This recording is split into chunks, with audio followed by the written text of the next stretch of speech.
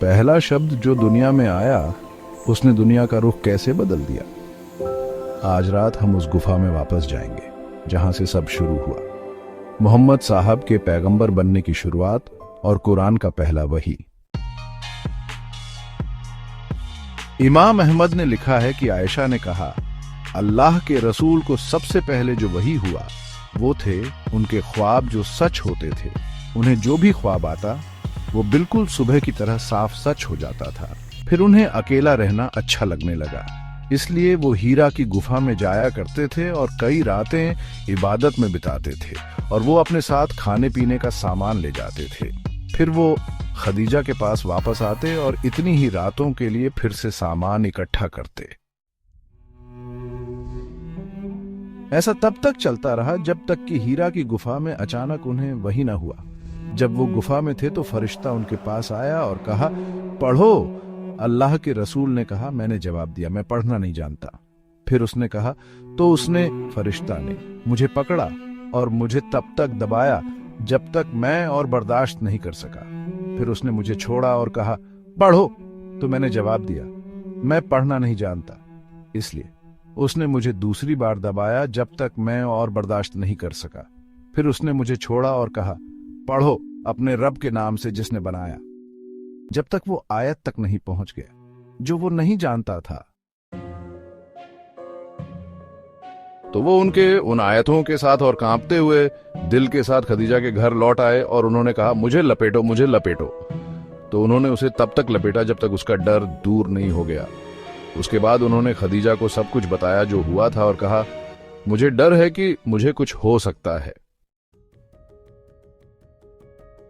खदीजा ने जवाब दिया, कभी नहीं, अल्लाह की कसम, अल्लाह तुम्हें कभी बदनाम नहीं करेगा। आप अपने रिश्तेदारों के साथ अच्छे संबंध रखते हैं, आप सच बोलते हैं, आप गरीबों और बेसहारा लोगों की मदद करते हैं, आप अपने मेहमानों की उदारता से सेवा करते हैं और आप जरूरतमंद विपत्तिग्रस्त लोगों की मदद करते हैं। खदीजा फिर उन्हें अपने चचेरे भाई वर्का बिन नौफल बिन असद बिन के पास ले गईं। उज्जा बिन कुसाय जो अज्ञानता के काल में ईसाई बन गए और अरबी में धर्म ग्रंथ लिखते थे, वह इंजील से हिब्रू में उतना ही लिखता था जितना अल्लाह उसे लिखने के लिए चाहता था।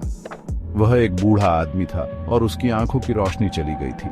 खदीजा ने उससे कहा, हे मेरे चचेरे भाई, अपने भतीजे की कहानी सुनो। वर्का ने पूछा, हे मेरे भतीजे, आपने क्या देखा है? अल्लाह के रसूल ने बताया कि उन्होंने क्या देखा। वर्का ने कहा, यह अन्नमस है जिसे अल्लाह ने मूसा के पास भेजा था। काश मैं जवान होता और उस समय तक जीवित रहता जब तुम्हारे लोग तुम्हें निकाल देते। अल्लाह के रसूल ने पूछा, क्या वे मुझे निकाल देंगे? वर्का ने सकारात्मक उत्तर दिया और कहा, जो कोई भी आपके द्वारा लाए गए सामान के साथ आया था उसके साथ शत्रुता और दुश्मनी का व्यवहार किया गया था, और अगर मैं उस दिन तक जीवित रहा तो मैं तुम्हारा दृढ़ता से समर्थन करूंगा। लेकिन वर्का नहीं रहा, वह मर गया और जैसा कि हमें बताया गया था, अल्लाह के रसूल के दुखी होने तक रहस्य उद्घाटन रुक गया। इस दुहौक के कारण उन्होंने कई बार खुद को पहाड़ की चोटी से फेंकने के इरादे से बाहर निकले। हालांकि हर बार जब वह खुद को फेंकने के लिए किसी पहाड़ की चोटी पर पहुंचता तो जिब्रील उसे दिखाई देते और कहते, हे मोहम्मद, आप सचमुच अल्लाह के रसूल हैं। इसलिए उसकी चिंता दूर हो जाती, उसकी आत्मा स्थिर हो जाती और वह पहाड़ से नीचे लौट आता। फिर जब लंबे समय तक रहस्य उद्घाटन नहीं हुआ तो वह पहले की तरह ही निकल पड़ा।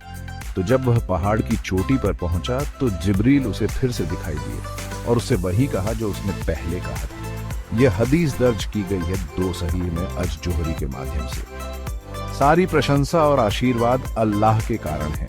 तो कुरान में जो पहली चीज प्रकट हुई वह ये नेक और मुबारक आयतें थीं। कुरान में सूरह अल अलक अध्याय 96 की यह पहली आयत है। पैगंबर मोहम्मद द्वारा प्राप्त पहला रहस्य उद्घाटन। ये ज्ञान प्राप्त करने और सृष्टिकर्ता के नाम पर सब कुछ शुरू करने का एक शक्तिशाली आह्वान है।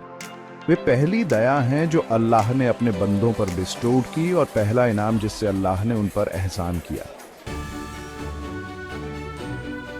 इंसान का सम्मान और बड़प्पन उसके ज्ञान में है। ये आयतें लटकते हुए थक्के से मनुष्य की रचना की शुरुआत के बारे में बताती हैं और यह कि अल्लाह की उदारता से उसने मनुष्य को वह सिखाया जो वह नहीं जानता था।